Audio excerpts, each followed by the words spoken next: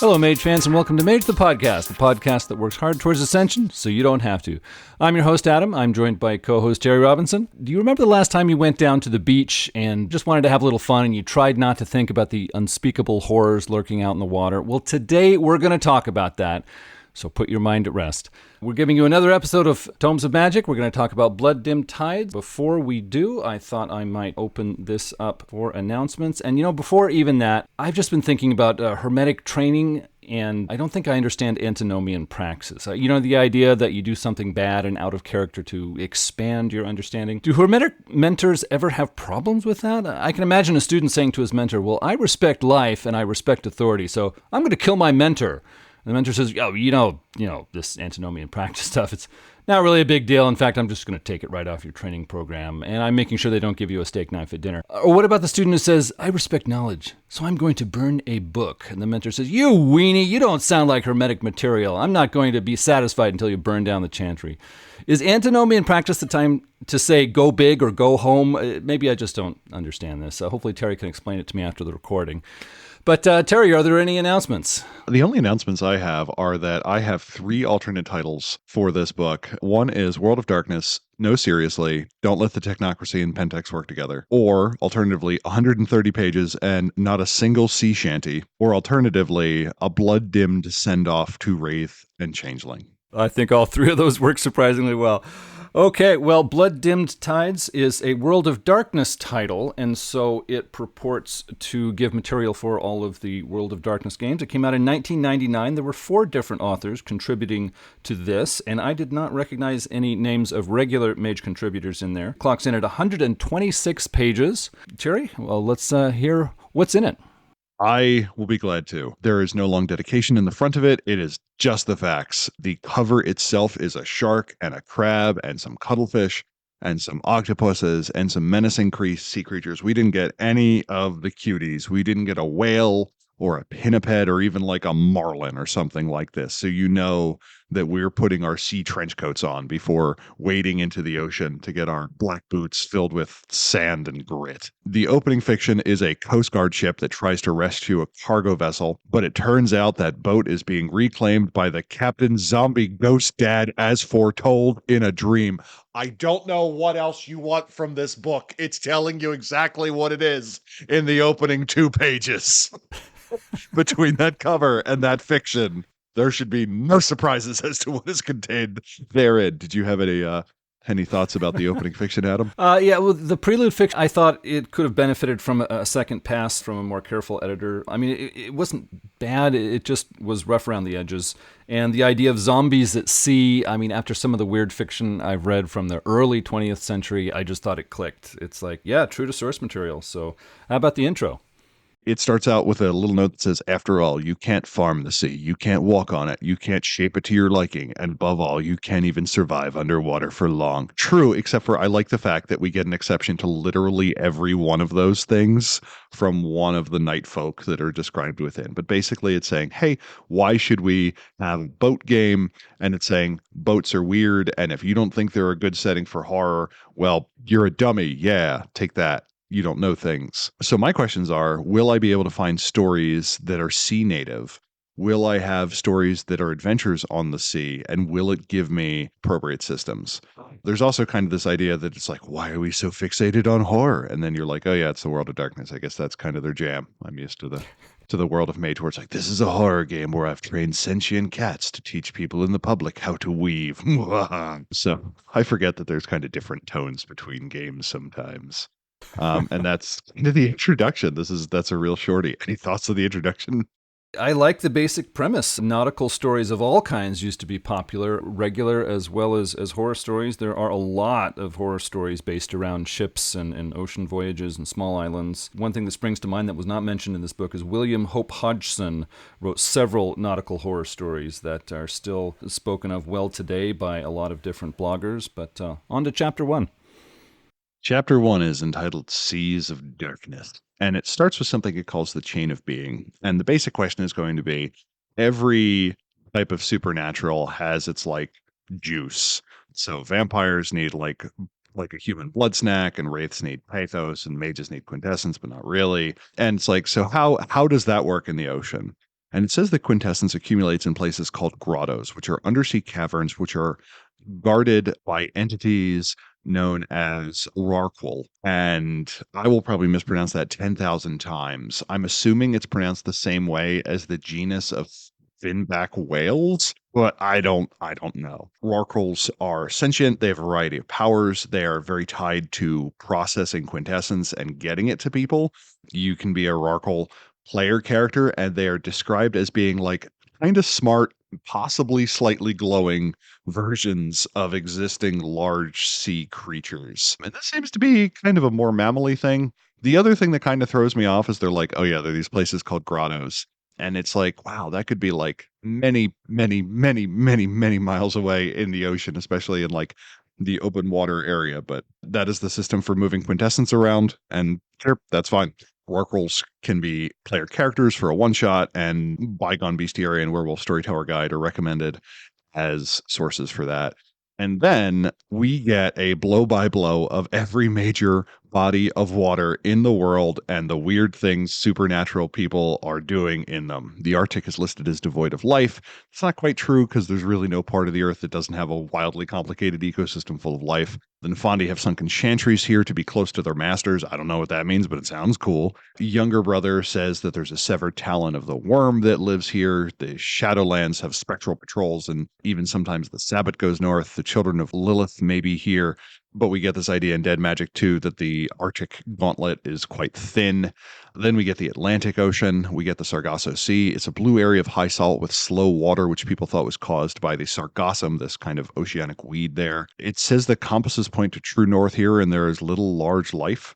Okay. Rorqual here are relatively rare. The ships left here in the Shadowland have fallen to oblivion, and the power of specters have been reworked to harness the power of seaweed. So if you need a terrifying new archvillain, the guy who has harnessed the power of seaweed, I think, is an obvious option for your group of adventurers. We get information about the Bermuda Triangle, which is the triangle of southern Florida, Bermuda, and roughly Puerto Rico. It contains part of the Sargasso Sea, and that the gauntlet can drop to 1 on a moonlit night. Things wander into and out of the Umbra here. In the Mediterranean, the followers of Set and the Assamites control shipping. The La Sombra and the Black Furies are quite common here. The Roquet are fine with eating your periodic chorus, Roquea being the were sharks from Werewolf the Apocalypse.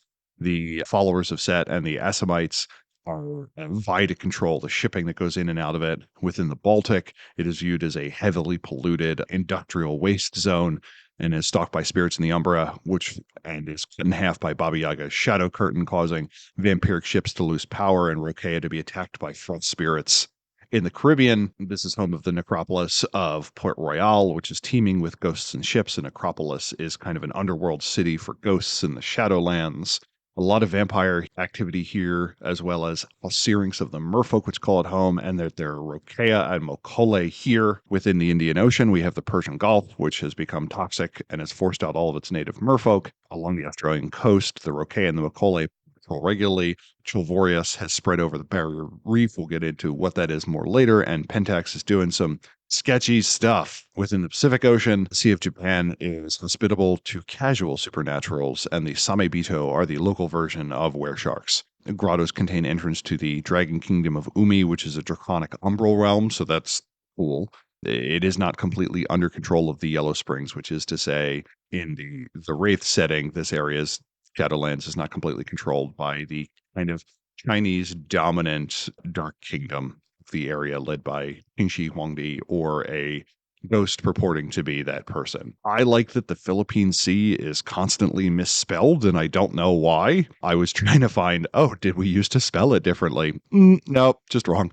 It is not clearly controlled by the Shen, which is the Kindred of the East term for night folk, and it is an area to kind of collect information on the Kuijin. We then get a little bit more information on the Mariana Trench, that the Earth Frontier Division has explored it, as have many traditionalists, believing it to be the portal to the chasm or the abyss, which are regions of the Umbra. It either contains vast expanses or illusions of vast expanses of alien cities, so I like that. There's never been any real documentation. The one remote vessel sent into it came back covered in giant dents. Project Deepwater is located here. It is a joint Pentax technocracy facility that has been corrupted by Chilvoriosis and is spreading banality to destroy the city of Zinquix, causing Myrrh to drown the Rokea are planning to kind of destroy it.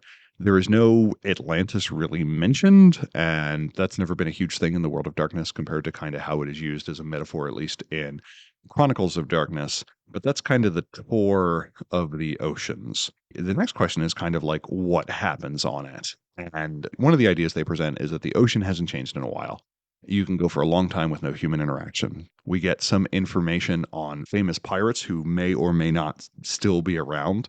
There's a 7-foot tall decapitated spirit of Blackbeard that still plies off the Carolina coast. Stead Bonnet is a La Sombra pirate trying to get revenge on Blackbeard. And Rackham, Bonnie, and Reed are 3 rays that were also famous pirates, with Bonnie and Reed being lady pirates, which was comparatively rare, but no one wanted to mess with them, so no one really brought it up. It also mentions that polluted places may have their own native adapted populations who abide the waters for access to nearby prey. The example it gives of this is like New York Harbor. Shores tend to be the most friendly to outsiders and is also the area most affected by mortals. Next, we have reefs and breakwaters, which are either barrier islands that form or coral places made by billions of tiny polyps. Further out, we have the continental shelf, where the continent slowly descends under the water. Instead, it may drop off quickly, like on the Pacific Ocean.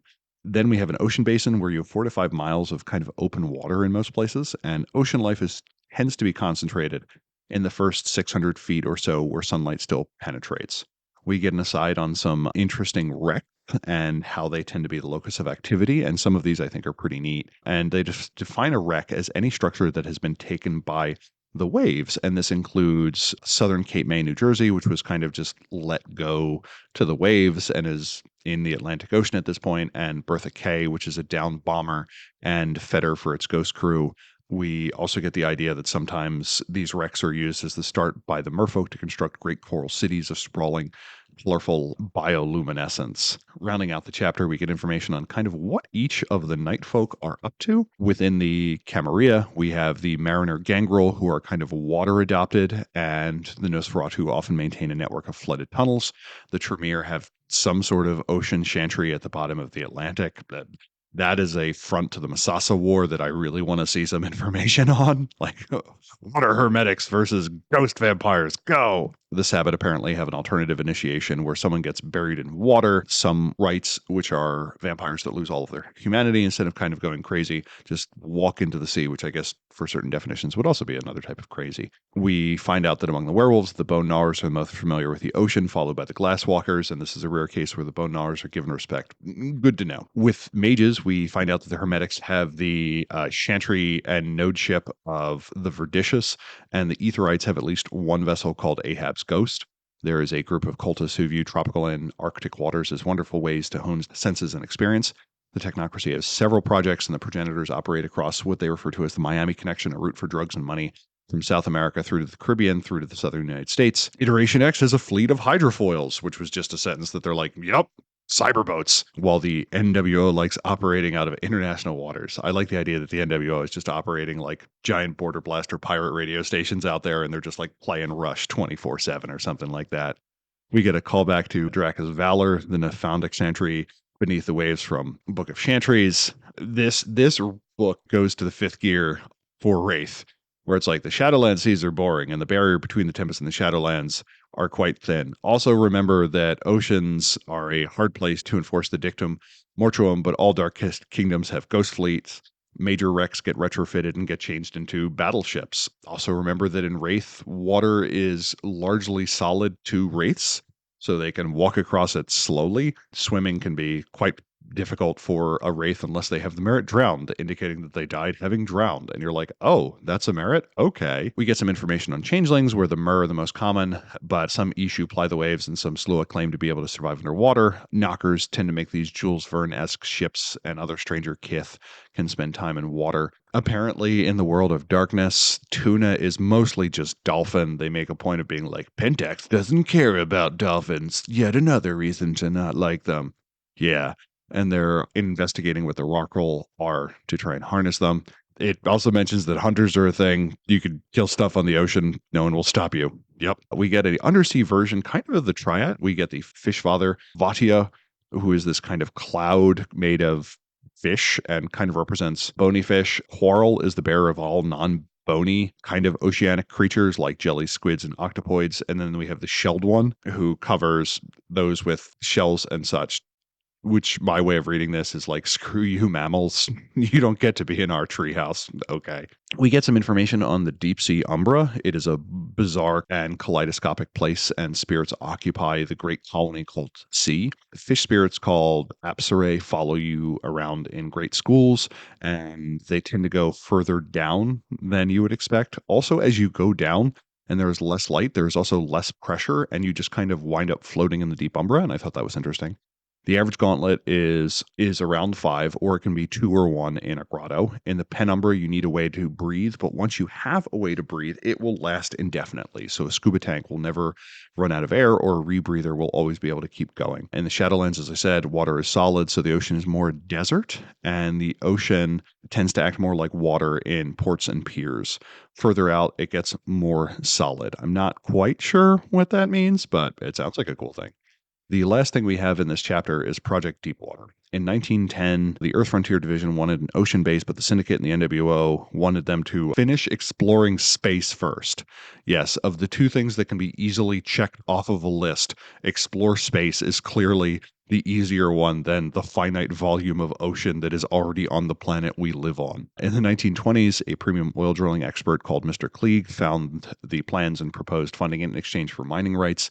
In the 30s, it was under construction and almost completed in the 50s with the idea of bringing millions of gallons of oil up from the deep ocean. This met resistance from workers being attacked constantly by sharks, including an entire shift where only their hands remained. That was pretty metal. In comes Project Iliad with their oceanic adapted workers called Genes, also referred to as sharks, and as with all good technocratic terms, Genes is an abbreviation. It opens in the 1970s to all conventions, except for that it is clear that the NWO and the Syndicate aren't welcome, which is kind of impressive. And they're like, any convention can come here, except for this too. And there's only 5 of us. So that's like 40%. So yeah, it will theoretically open to the public in 2010. Someone should investigate how that turned out.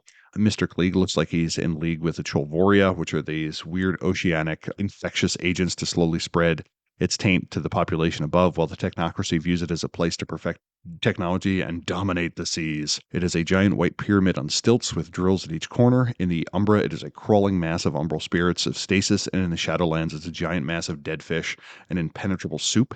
If you make it into the structure itself, it is just fine, but literally everything on it is dead. And that's the end of a very rapid moving, very dense, idea-filled, pretty creative chapter 1. What did you think about it, Adam? Yeah, there certainly was a lot in here. I thought it was interesting how they took the notion of nodes, cairns, freeholds in the ocean and said, yeah, they're kind of there. We call them grottos, but they're few in number, quite inaccessible, and we want to acknowledge the fact that most sea creatures move around instead of defending territory like a lot of land creatures do.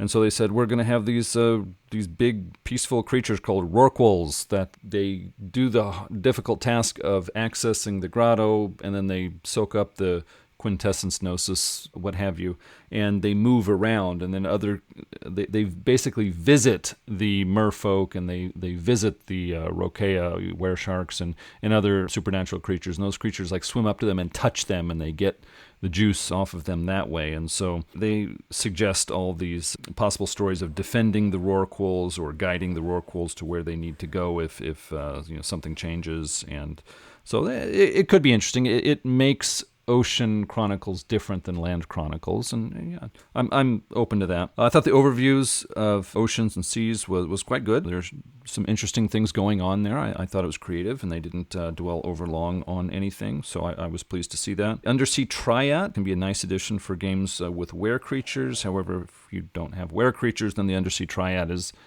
I just don't see how it's going to add much to your game. Project Deepwater I thought was nice for possibilities, and it's supposed to be a cooperation between Pentex, which are the villains from Werewolf the Apocalypse, and Technocracy. But it's easy to just pull the Pentex element out of it, say it's just the Technocracy, and I think it works fine. It works for the same purposes and in the same ways. So I like seeing that. I thought it was pretty interesting. When you talk about deep ocean stuff, the name Marianas Trench just keeps coming up. It's the deepest point in any ocean that we know of at this point. And so it's natural that people are going to attract their attention there. And so this book goes all out and says, hey, it's a really dark, really mysterious place. Not many people know what's going on in there. Even the technocracy doesn't have the resources to send many people down there, and even they are worried about what might come out of there. So I just thought it was pretty cool. It gave me some material that I wouldn't mind working with at all. But on to Chapter 2.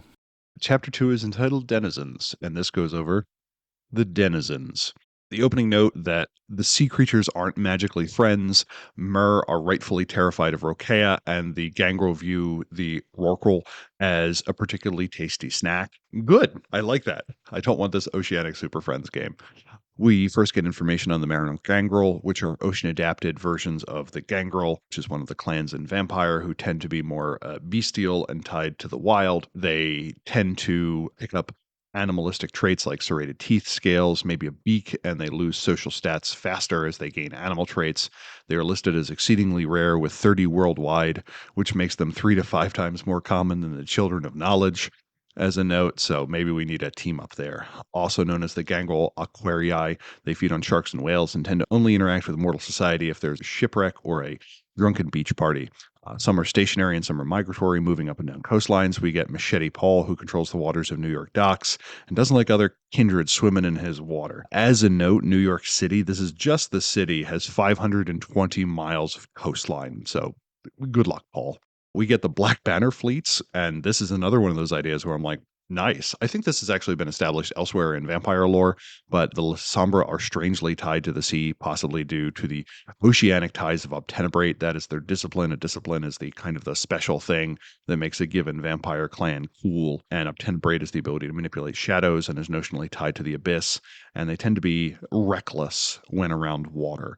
They control most shipping in the Atlantic and the Mediterranean and have an impressive number of ships. They also have 3 Kilo-class submarines and may have been involved in the drowning of a Ventrue yacht. The Anti-Tribu also have a pirate fleet in the Caribbean, which consists generally of a vampire, a vampirically bound second in command, and bunch of either dominated or Goa'uld crew members, as well as mercenaries. And most have been convinced that their captain is mortal, either through repeated use of dominate or some sort of illusion. We get information on Captain Kleist, who is in charge of the 270-foot Black Aegis, which has a crew of 80 ghouls and mercenaries and is registered as a research vessel, but also has a 76mm, approximately 3-inch gun on it. So that's pretty cool. We get a list of tribes and where they're active, and it's one of those things where it's like, the Fianna control the ports of Ireland, and you're like, well, that wasn't really a stretch. Thanks, book. The Rokea are listed as possibly being more numerous than the Garu, and I thought that was kind of neat. Like, it makes sense if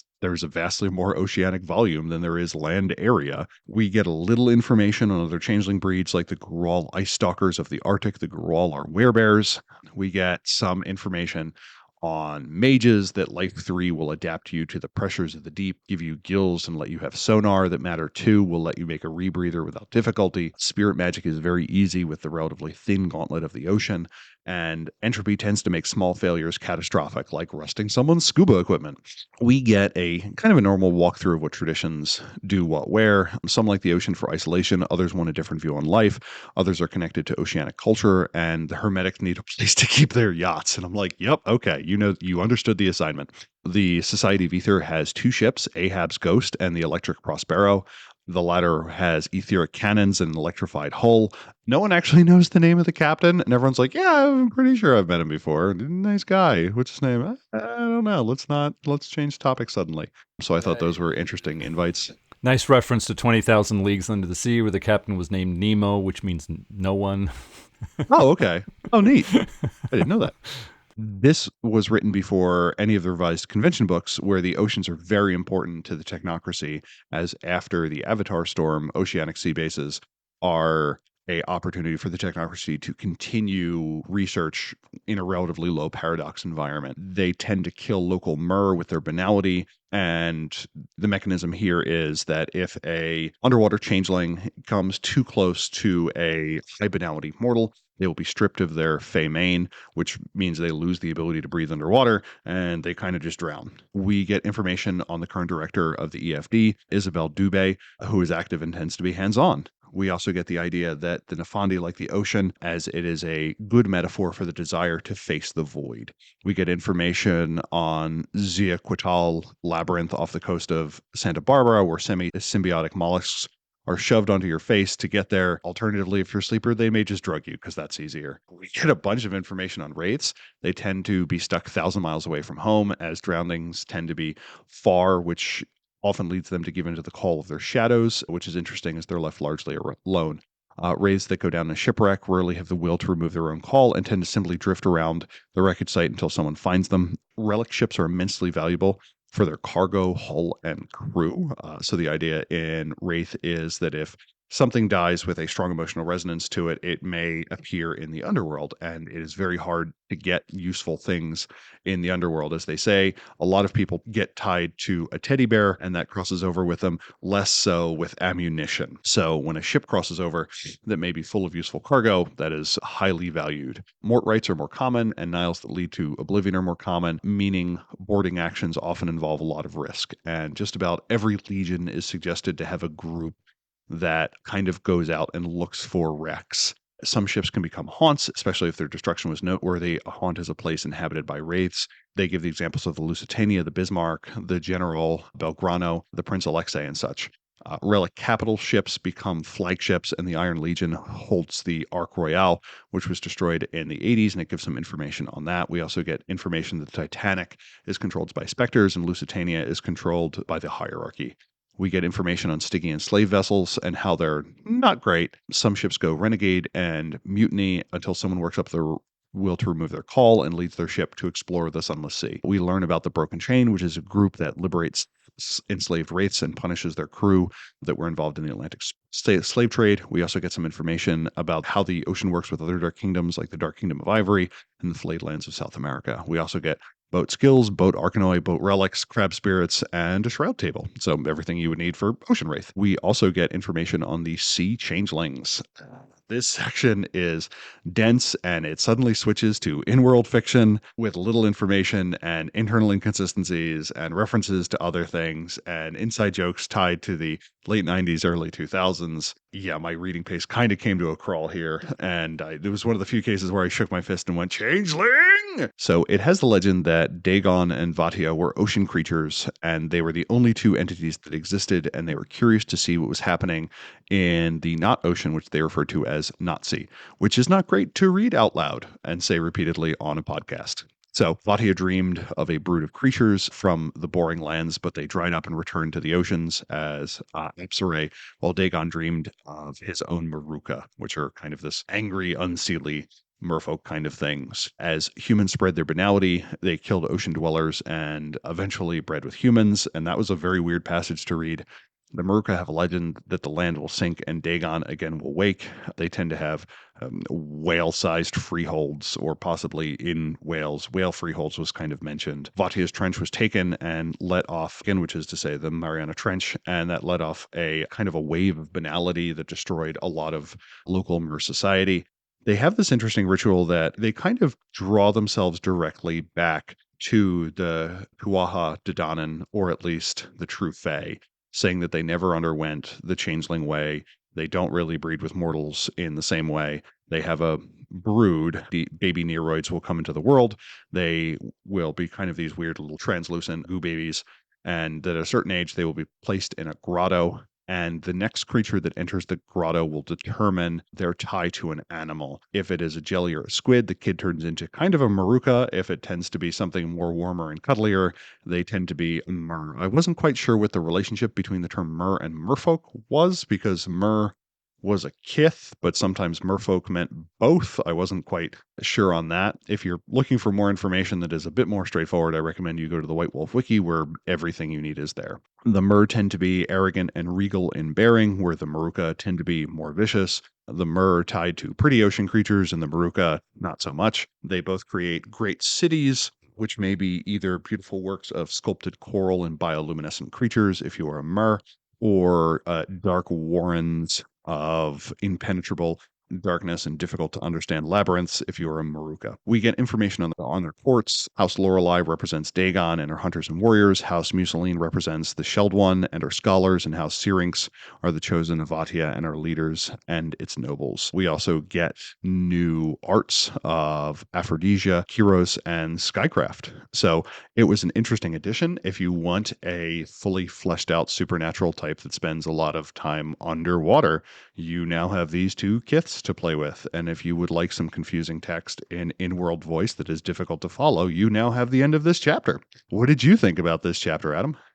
Again, there was a lot of material here that I liked. The aquatic gangrel vampires called Mariners, I thought they were a cool idea. If you're running Vampire Chronicles, it can be an interest sort of third party or complication to faction politics. And even if you're running Mage, I mean, I'm not against occasionally pulling in some vampires, and I think Mariners can be an interesting way to do that. I do not remember hearing about the La Sombra anti-tribu fleet.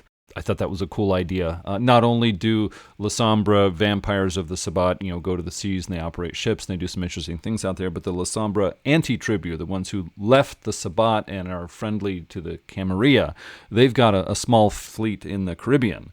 And they're causing trouble and raising eyebrows, as it were, out there. And so I just thought that was a neat idea. I like the Rokea, but they're so hard to use in games. There wasn't a full write-up of Rokea in this chapter, but it does mention them. Of course, there's a separate Changing Breed book for them, which I don't remember reading myself, but I've always thought the Rokea were really cool. As a storyteller, I'm willing to create specific situations where they are motivated to talk to players, because if the players are out at sea, I just think it's a fun thing to be able to involve them. The short section titled Practical Matters gives some brief advice on how rotes and magic effects can be very beneficial at sea, or certain ones are going to give certain benefits. And although it was a short section, I thought it was very well thought out. It gave me some interesting ideas to build on as a storyteller, so I certainly appreciate it. For Wraith players, a whole new chronicle is opened up here. There is so much Wraith material here. Wraith at this time in 1999 was winding down. Unlike Changeling, which got sort of an extension on its second edition, Wraith pretty much clamped down, and there were no more books coming out as far as I know, except for perhaps a rare few. But here in this book, the writers at White Wolf are saying to the Wraith fans, hey, we hear you, we know what you're going through, here's some cool material to take your Wraith Chronicles out to the ocean, and just so much there for them. As Terry said, there's 2 new kiths for Changeling. I agree the in-character fiction was just too long, too idiosyncratic. Like, we get all this detailed information about the personalities of these little characters that only exist in this little fiction section in this book. And, learning how he likes this and doesn't like that, it's like, how's this going to help my chronicle? I'm not using this character. But the kiths are interesting. It states how the merfolk are experiencing a problem, and that's why they're trying to reach out to the regular changelings who, of course, live on land. There's a built-in way to mix the two, but if you don't want to mix them, of course, it's very easy to do that. I thought that was very interesting. I'm not a big changeling player, but even though I'm not against pulling the merfolk into a ocean chronicle. It might add some spice for a story. But I am ready to move on to Chapter 3, and that is 11 pages of storyteller advice. The point of this book is to persuade storytellers to take their game to the seas, so this chapter has an important job to do. The first chapter, and quotes throughout the book, help us see the oceans as intimidating and alien places. The first section of this chapter informs us supernaturals at sea are few and far between. They claim little in the way of territory, unlike vampires and werewolves on land. Tracking an opponent after it attacks your ship or island is often impossible. Moods you can craft include mystique and helplessness. Mystique comes from the way weather dramatically impacts everything nearby, the feelings of isolation, and the fact there's a lot beneath the surface that you just can't see. Helplessness is something your players can gradually realize. Moving water is unbelievably strong. Help is far away, and many tools and equipment are useless. Storytellers are told to let their players see how little their supernatural powers over wind and wave change things. Being able to move a massive boulder, for example, is impressive, but when countless boulders are rolling down the slope, you start to get the real picture. The author suggests 2 themes. Related to the mood of helplessness is the theme of the unknown. Whether looking at the ship's instruments or swimming, it's hard to get information on your opponents or even what's around you. Whether technological or natural, sonar tells you something is approaching, but what that something is a mystery. Sight is limited by depth, and smell is easily confused. One injury and the smell of blood overwhelms everything else in the water. Thus equipped, storytellers can make a scene very tense indeed. The other theme is vastness. Mage books have described the immense emptiness of the deep Umbra and the huge mysteries it contains. The ocean offers the same closer to home. The middle of the Atlantic or Pacific can host country-sized problems. How can even level 5 spheres take on something like that? A mage can become a big fish in the city with some work, but at sea, every mage is a flea on a whale's back. Next is a section on taking regular chronicles to sea for a diversion. The author notes most games are on land and then says, unless you're running an umbral game. Yes, in 1999 there were people at White Wolf who understood me. Anyways, when taking existing chronicles to sea for part of the plot, we're told to plan ahead. Yeah, I could have guessed that. When using the sea for a player or NPC side story, we're told there's lots of possibilities and to keep the other players involved. Once again, this is pretty obvious. As a change of pace, a story at sea can reinforce the notion that the world of darkness is an immense and frightening place.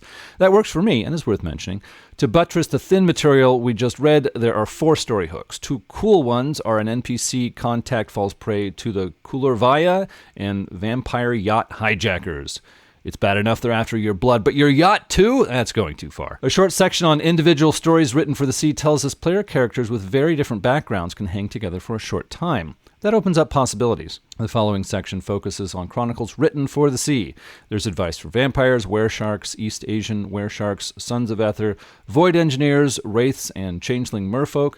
The author admits Rokea-focused chronicles are hard, but mix in some Mokole, put them in a coastal town. It could work. A literal fish-out-of-water chronicle has my interest. Giving a submersible to a son of Ether and letting other mages tag along sounds awesome to me. If you can talk your players into letting go of Ascension War politics for a while, the many adventures deep down will no doubt hit the spot. Mentioning 20,000 Leagues Under the Sea at this point is not cliche. It's a great source of ideas. Just make sure you read the Naval Institute Press translation from the French. Void engineers are a great technocracy alternative to the Submarine Chronicle. The friendliest ocean chronicle would be Changeling Merfolk. They're at home down there, so there's less stress and danger. Their remote nature from landbound changelings means you don't have to be a changeling expert to make this work.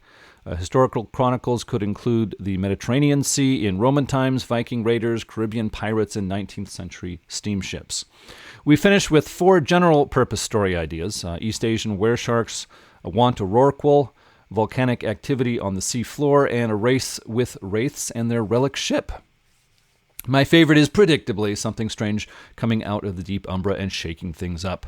Weaver or Paradox spirits try to seal up the breach and add to the complications. My thoughts on this chapter: good but not excellent. The mood and theme material is solid. The story ideas may help some people, but they aren't exceptional. Systems for diving, drowning, etc. are in the appendix, so don't worry about that. I'd like to see the high-level advice trimmed down considerably to make room for more detailed story ideas. I think this chapter could have offered more on that topic. So, Terry, what were your thoughts on Chapter 3? It starts out by saying that supernaturals aren't everywhere, which I'm just assuming is an attack on vampire. It says that the ocean has a timelessness to it. Sure. I do like the idea that we could combine the Arctic chapter from Dead Magic to have a World of Darkness, Nature Just Doesn't Like You Sometimes book that could have come out. It mentions kind of the theme of the unknown being a thing, but I don't think it gives us enough information on like how to craft something new and weird. Like everything already fits into a box. Like everything brought up here fits neatly into one of the supernatural types. There's no weird other unexplainable thing. We don't get like strange manifestations of oceanic urban legends. Everything turns out to be a wraith, vampire, changeling, mage, or werewolf. So I would have liked a little bit more in there. Like in the changeling chapter, they talk about how everything in the ocean is kind of the same. It has kind of a different term. Nothing really new felt like it was coming out in terms of the description of place there, again, except for the grottos and the rorquals. It tells me that I need to limit my senses, except for like, it's like mages are like, oh no, everything is dark and closing in on us. Wait, I have life too. We're good. It seems like for like the mage approach to a lot of these topics, it's either like, yes, this can be a dark, foreboding place of quick death, unless you have these 2 relatively common spheres, which completely obviate all the damage to it. So, yeah. There wasn't enough information on like the liminal place between sea and land. Like shore towns are weird little places. New England fishing villages are weird little places. California beach resorts are weird little places. And bayou coastal communities are weird little places. I was really hoping we would get information on those and it wouldn't just be like, Deep fathomless ocean. But again, it's 130 pages and it's pretty dense with stuff. So it's not like there's a thing where I would say, yeah, cut this, except for the in-character changeling section, which would have freed up possibly dozens of pages. But still, I would have liked information on like moving between the two. Like, how does a port work? How does a large shipping vessel work? They're kind of worlds unto themselves. And I think that could justify a 1 or 2 page thing. Is this a sign that I got utterly spoiled with Sorcerer's Crusade, where they're like, here's 2 pages on how a farm works. Here's another page on hat technology. And I'm like, oh man, how did you look into my soul? I did like that they're like, you can have a beach episode like it's a sitcom. I like that. All of the themes and moods are tied to perils, and it doesn't give you enough reasons to go there. This is also the criticism I have frequently with like umbral descriptions where it's like, this is a dark despair realm of sadness and hate. And why would my players ever go there? Give me the cool thing that's there. Give me the reason, like, oh, yeah, grottos are there and they're largely untapped by mortals, and there's hundreds or thousands of free points of quintessence that people can fight over, or something like that. There are oceanic treasures, there are oceanic forges. It is a common place to build wonders because of the low paradox or something like that. Like, I don't feel like it gave me a bunch of reasons on how to run plot once my characters already had a reason to be on the ocean. They didn't give me enough reasons to be on, in, or near the ocean in the first place, in my opinion. And those were my thoughts on the chapter. All right, well, let's take a look at chapter 4. Chapter 4 is entitled Lurkers. Returning listeners will know that one of my greatest joys in looking at a book is complaining about how animal statistics make no sense. Sea lions weigh 1,000 pounds. Give them more than Brawl 1. They can just kind of crush a car. Give them more than Brawl 1. So animals are always weird. My recommendation in general is to look at Wikipedia, some information, and realize how big these things are. People fail to consider the largest carnivore that is on land at all. People are like, oh, it's the polar bear. And I'm like, no, it's the southern elephant seal, which can weigh like 11,000 pounds. That is 18 times heavier than a polar bear. Give some respect to pinnipeds and their ability to just kind of crush you. So anyway, Terry complaining about animal stats again. The next bit is it gives us some information on spirits, kind of get the basic triadic spirits of scuttlers for the weaver, luminescence for the wild, and oceanic banes.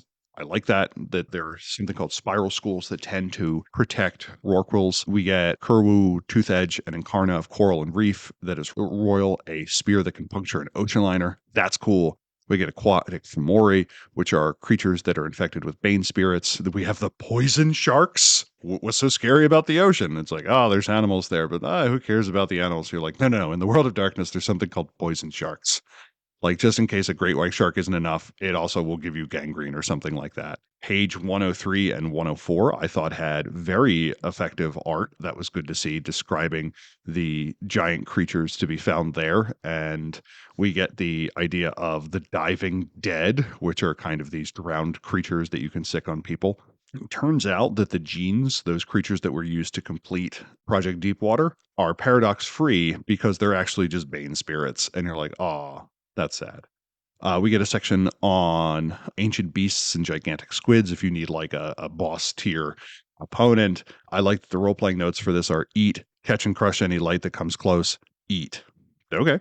And then we get information on the Chilvoria, which is a form of spirit contagion that wishes to spread its own taint. They are viewed as a sign from Quarrel that it has fallen to the worm.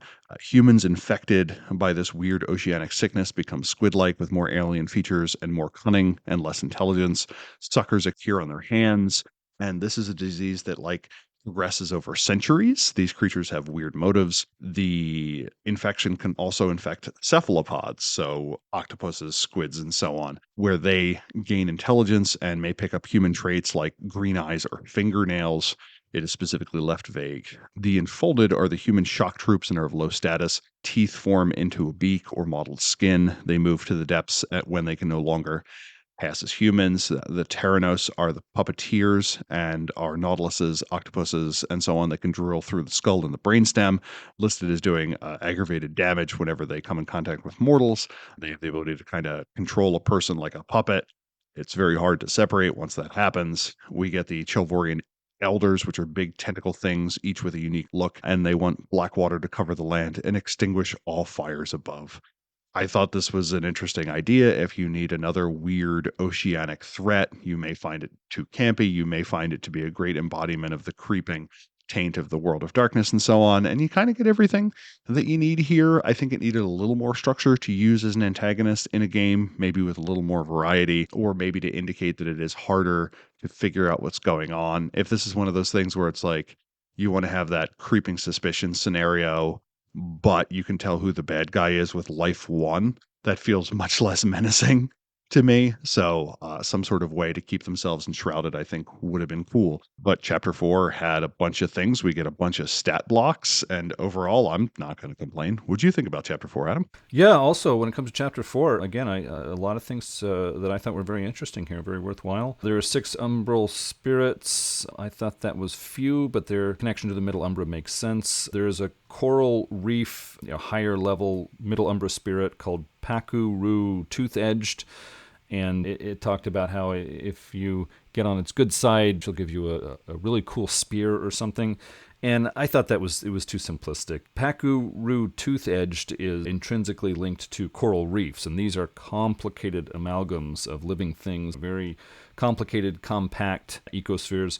I think mages would have much more to learn from a coral reef spirit than just, hey, you can have a nice spear. But I think an enterprising storyteller can fill those blanks. I thought the Formori powers were great. Storytellers need to make monsters, and Bygone Bestiary is really just for land creatures. So if you want more Bygone Bestiary kind of water creatures, I think this is a handy place to come in, look at the Formori powers, pick something off, and make it work for you. I think the fiction in front of each of the 5 monster write-ups was just filler. It was not helpful. If you cut out that fiction block before each of the 5 monsters, it would just make the chapter read easier and easier for a storyteller to reference before starting a game. So it's a great space saver. There are a number of monsters here which are supposed to be general purpose opponents for pretty much any World of Darkness game, and I was noticing that if these monsters don't have rapid healing, they are no kind of threat to werewolves. So if you're running Werewolf the Apocalypse or some other kind of were creatures, then these opponents are going to need to be beefed up with some rapid healing. But I mean, other than that, I thought there was a lot of interesting things here. Now, I did sign an agreement. I have to pronounce everything differently than Terry. the strange squid creatures, I thought it was, my imagining of how it would be pronounced was Kulorvaya. They get a write-up here. I thought it was really cool. Now, I was initially thinking that they made their first appearance in a revised edition mage book, and I liked them at the time, but no, their first appearance was here, and that material was copied over to the revised edition book just for those people who didn't pick up Blood Dim Tides, and I think that's perfectly reasonable. I think a lot of mage fans skipped on this book because they weren't thinking about Ocean Chronicles, but the Kulorvaya are a great idea. I think they're great for mage games. They are mysterious. There's some suggestion about what powers they have. There's 2 general types of them. It really excited me and made me want to work with them. So thumbs up to the authors for coming up with this great idea and passing it to us. Some people might criticize the fact that it explains in the text, going to give you sketchy information about them. We don't want to nail this down too tight so the storytellers can come up with their own idea. I've heard a lot of people who criticize this approach to game writing and say, look, you give me something specific, and if I don't like it, I'll change it. Whereas other people like to keep things kind of fuzzy and up in the air so they can fill in the blanks themselves. I don't have a problem with it. I think it's fine. What they have here is so interesting that I'm motivated to fill in those blanks myself and run with that ball. That pretty much wraps up chapter 4, but they have another, it's like a chapter, but they call it an appendix. I think I would have been fine with calling it chapter 5, but Terry, why don't you hit the high notes on that? Oh, yeah, the mega appendix. We get systems, and then those systems get systems, and then we get a system for the systems they add to the systems. In fact, this text is so thorough that it's like, okay, so let's all face the elephant in the room, secondary abilities such as swimming. And it's like, yeah, if you have swimming, here's a completely different system. And you're like, what? A use for secondaries? How dare you? It gives a basic system using strength and athletics to indicate how you move around in the water. And it says that if you have swimming, your rolls are made at -1 difficulty and you act as if your strength is 2 points higher. And it gives you other recommendations on if you have scuba as an ability and so on. And I'm like, the will you say, in terms of it making these secondaries useful. It also gives a system for diving, which just keeps going. We get information on floating and treading underwater. We get information on how werewolves in Krynos form really can't do much and get several hundred additional pounds of like wet fur on them after they transform. And I'm like, you book, I didn't know I would, but here I am. So it just was very well thought out. Other books are in customary. This book is in metric, so I assume the oceans are in metric. We get information on diving, and that's kind of interesting. Vampires do not breathe, and they don't need to deal with these dive charts. But they do specifically say that going down to 200 meters with no air tank may be considered a breach of the masquerade. It specifically mentions that Krynos don't float. It calls Vampire Revised 3rd edition, and I thought that was kind of neat. We get a bunch of diving illnesses. We get nitrogen narcosis when you have too much nitrogen dissolved, when you're down for too long. We get decompression sickness or the bends when you come back up and gases come out of the blood too quickly. We get oxygen toxicity, and we get pressure-induced vitae dissociation, where you start sweating blood. It specifically mentions that this does not affect ghouls or were-spiders. I don't know why it would affect were-spiders, but it's good to know that it doesn't. We get incredibly detailed combat system for the World of Darkness, that it's really hard to fight underwater, that strength is usually halved except when biting, that guns are really hard to use, that each shot increases the chance that the gun will fail in the next shot. Explosions are more effective, doing 50% more. We get the bang stick, which is a shotgun shell and a stick. We get the harpoon, which is a giant spear. We get the harp gun, which shoots harpoons. 10 dice if it hits you, and it may be explosive. We get information on kind of diving equipment and so on. We get a very menacing picture of a shark that has been speared. And this was just, if you need systems, I don't know what else you want. It gave them to you here. We also get merits and flaws. These are fine. You get motion sick. You're good with sea legs. You can't swim, so on and so forth. The biggest thing is unable to swim. We get yet another flaw that you can take that will probably never come up if you just need a few more points at character creation. I like that we get strong lungs as a merit. You can combine this from the sorcerer merit of hail, and we can have a whole bunch of old-timey merits to describe someone who is strong in the 15th century. So that's kind of nice. But I mean, it's got systems. They seemed internally consistent. If you want to shoot someone with a harpoon, we now got rules for that. It gave use for secondaries. I don't know what else you want. So that was the appendix. What did you think of the chapter 5, as it were? I thought the appendix was really good, actually. As everyone has been listening to the show for a while knows, I'm a fan of more simple rules that the storyteller makes judgments on as he goes, instead of a complex set of rules that takes care of every possibility. But reading through the rules on this chapter, I think they were reasonable. I think they were helpful. Good information to know. I would use roughly half of them, but I'm glad that half is there for me to use, that they did the heavy lifting that I didn't want to do myself, and I appreciate that. That's why I buy these books. I thought the fatigue rules in particular can help storytellers to make scenes dramatic. I remember when I went floating on inner tubes down a river in central Texas with my kids. At one point, one of my kids was going off down a side stream instead of the main stream, and so I had to just put my feet into the water and get over and get him and pull him back. It was a couple of feet of distance, and the water was up to my waist, and it was pushing me so hard I was like fighting to even stay in one place in the water. It's like, okay, I did not think water this shallow could be this strong. And so some of those life experiences can help a storyteller kind of understand that, no, you need to emphasize this to your players. It's like, yeah, I know the water is only up to your knees, but do you have any idea how hard that water is pushing? It's something to think about. Long story short, the fatigue rules I think are appropriate. They're going to help me to make some more dramatic scenes when I'm working with my players, and so really appreciate it. I think the weapons and equipment are helpful. Now remember, listeners, don't confuse a bang stick with a boomstick. Bang sticks are for dealing with sharks. Boomsticks are for dealing with zombies. Know your equipment. I thought the merits and flaws were reasonable. I gotta admit, I don't think I would really use them myself, even if I did take my chronicle to the ocean. But I've seen a number of merits and flaws in mage books that I thought were just going too far or too unreasonable, but I think these were good. I think a number of storytellers might pick one or two off of this and suggest it to their players. So I appreciate the work done here. It's appropriate to get all of this stuff and stick it into appendix at the back. So when a storyteller's prepping for a game, it's like, oh, well, what is it? How deep do they go down before I start warning them about their dive meters? It's like, okay, it's right here in the appendix. So instead of, if they had mixed this information into chapter 1 or chapter 2, I would be very unhappy. So good job putting this one together. I think at this point it's time for general ideas on the book as a whole. Terry, what did you think? Overall, I enjoy our time with other lines because it reminds us what we like about Mage. It's nice to see how other people write and how other people craft a game world. The appendix was terribly useful to help kind of guide intuition. Like, I won't necessarily always use a table as given, but it's good to know you can be at this depth for 3 or 4 hours before you're really going to start having problems. This lets me introduce a complication into gameplay when I need to, or this is approximately how hard it is to move in water. It guides those intuitions, which I may already have on land. It was pretty dense. Everything in here was going to be useful for someone, except for the parts that were kind of in world. And I think that was partially that, like, we we have books like Revised Hollowers, which is incredibly thin in terms of content. Here it was notable since so much of it was so dense. The few parts that weren't really stuck out.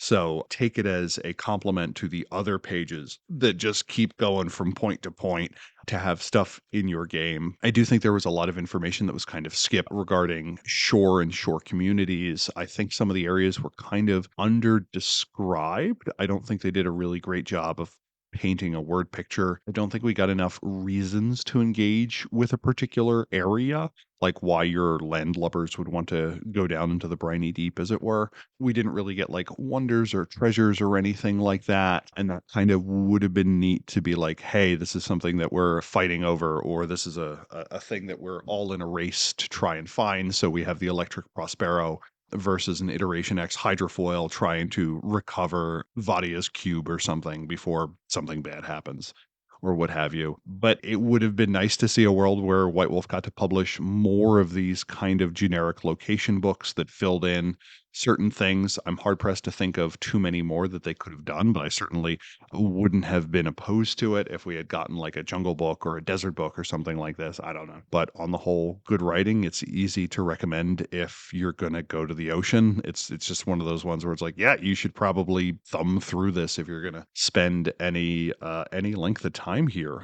What did you think overall, Adam? Yeah, I like your idea about environment or area books. I've read a number of short story pulp fiction from the early 20th century where people went overseas and they went to remote mountain areas and they were at high elevation and there just weren't many people around because of the geography, and they had all these, adventures there. And I think a World of Darkness book written up for that with, obscure supernatural elements hiding out in mountainous areas, I think that would be terribly interesting. It'd be a lot of fun. Anyways, my thoughts on this book. After reading this book, this is why I miss the 1990s World of Darkness. It was just, it was fun, it was interesting, it was on point, it was not too long. I'm unhappy that there was so little mage material in this book, but what was here was just a lot of fun, and I really enjoyed it, and I'm glad this book is on my shelf. I had never read it before prepping for this podcast. Now I'm so glad that I did. I would have liked to have kind of gotten into some more consideration of mage material, like the fact that the shore is, as Terry said, is a liminal place. It's kind of between two worlds, land and sea. Such different notions people have of that. Also, in Mage 20, we got a sort of, a template umbrood or something like that, like the man. I remember from one of the Mage 20 books. So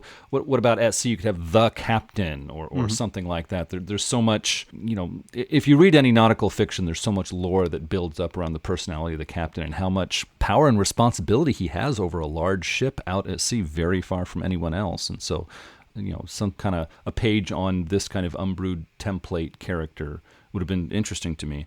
But again, what is here, I really did appreciate. The writing was nice. Just reading through the book, page to page, I just kept turning the pages and enjoying it. Some of the Mage 20 books, I had to work more to power through the book, but this one I was happily turning pages, enjoying it. Now, okay, some of the fiction got a little out of hand, but considering the page count and how much was given over to fiction, still well written, well done. The approach was very reasonable. Technocracy's inability to detect worm taint in Project Deepwater seemed a little odd to me, but then I complained at the first Syndicate convention book when they were running a casino in Canada and there was riddled with worm taint and they were blissfully unaware. I thought that was stretching things a bit. That seems to be a recurring theme, and it does recur here. I thought that out at sea, the high umbra should be harder to access than on land, and the middle umbra should be easier to access than on land. Because the high umbra, of course, is a result of people, dreaming, thinking, pondering, etc. And there's so few people out at the ocean over the span of so much time that I thought it would be interesting to say that some mage wants to, connect to astral space out at sea. It's like, oh, that's really, really hard. Why? Well, think about it. There's not a lot of people thinking much of anything out here for a very long time. It kind of stands to reason that you're going to have a tough time with astral space out here. But like a dream speaker wants to get into the middle umbra finds it's just surprisingly easy so far from the coast. So I would have liked to have seen some mention of that. And I think storytellers can find ways to put interesting scenes into their stories once they start with that assumption. Also, I think an island hopping chronicle would be a really good mix of regular mage play and this ocean-based kind of play that they suggest in this book. So you don't have to commit all into one or the other. You can have roughly a 60-40 or a 50-50 mix of the two. Just keep your players moving between islands. They can spend plenty of time at sea and on boats and diving and stuff, but then when they get onto an island, it's large enough that it's like a regular Mage Chronicle. And so I think that's one idea that I would have liked to have seen in Chapter 3, but I had to come up with that myself. So let's see. At this point, now that we've shared our general thoughts, I just wanted to dive into some story ideas. I haven't done that for a while, but I really got inspired this time. And number one, the players are at sea and pick up distress calls from a submarine attached to Project Deepwater. If they come to the rescue, the grateful crew will tell them of the immense lobster-like creature that attacked them in the Mariana Trench. Before they resume their professional demeanor, they will speak of recent attacks on their research subs and give coordinates for the Project Deepwater installation so they can be returned home. If the players observe without helping, they will get the same information from overhearing the communications between the damaged sub and their rescuers. Security procedures for communications are dropped due to the emergency. The players learn the installation is being attacked. If the players don't want to help, let them overhear that a strange sea creature is being studied before it dies of unknown causes. When the players arrive at the installation, they are welcomed. Something breached the installation and it is flooding. The installation's offsite bosses state they will not send help until security measures are properly guaranteed. The players are begged to assist. Once the flooding is over, the technocrats are isolated and fearful. They share intel and ask the players to help.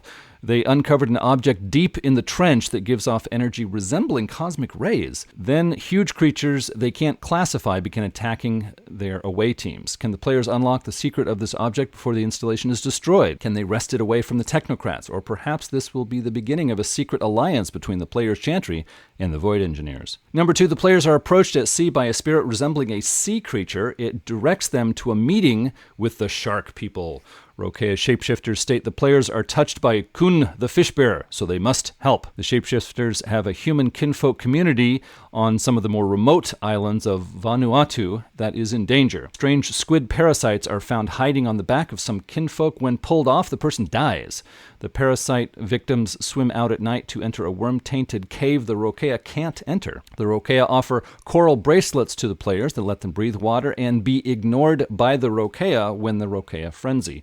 Each bracelet has a very particular fish spirit that turns off the benefits if it isn't pleased. The Rokea will accompany the players and defend them from physical threats. The only problem is when the Rokea frenzy, the players are invisible to them and thus on their own. The cave has potent wards on it. Will the players be able to adjust to working underwater fast enough to deal with the threat? Can they learn to cooperate with the strange and feral Rokea? Number 3, a construct of the technocracy on the seafloor is behaving strangely. Regular reports are submitted, but leadership is concerned. Technocrat players are sent to investigate. At first, everything seems fine, but the players notice everyone is surprisingly even-tempered and regular in their habits. A few are developing a greenish tint to their skin, but that is the only effect of the medicine being tested by the progenitors. By degrees, the players notice a subtle mind effect on the construct that prevented them from noticing periodic trips by some technocrats to the island of Nihao in northern Hawaii. There, the agents are meeting with the staff of a hospital. Copa Loea mages are watching that hospital, but the players have strict instructions to avoid contacting them. The Kulor Vaya have infected the construct and are using technocrats to transport organic specimens to the island hospital. The Copa Loea know part of what's going on, but will resist cooperating with the players. Can the players win the trust of the Copa Loea in time? Can they keep it all a secret from their supervisor? What are the Kulor Vaya, and how did they bend talented technocrats to their will? This mystery will require diplomatic as well as scientific skill. Well, those are a few ideas I just wanted to throw out there. Terry, I want to hear what, quote, stood out to you from this book. Hands down, and as proof that I actually read the merfolk section, we have the quote, "A mermaid is often a seductive mix of her two natures. Her upper body is warm and inviting, and her lower body tapers into a sultry, muscular tail." I was wondering what I thought my spouse was lacking, and in reading the section, I realize it is a sultry, muscular tail. So can't have it all. But otherwise, the writing in this book was pretty good. I included a few other quotes, but I thought that one was a particular reminder of what 1999 White Wolf could be at times. You want to take us out, Adam? Definitely. Yeah, if you have something to say, please contact us at magethepodcast@gmail.com with your questions, comments, or feedback. Subscribe to Mage the Podcast on iTunes, Google Play, TuneIn, and other aggregators. If you like the show, others might like it too. And if you leave a review of Mage the Podcast, it makes us more visible in their searches, and we would certainly appreciate it.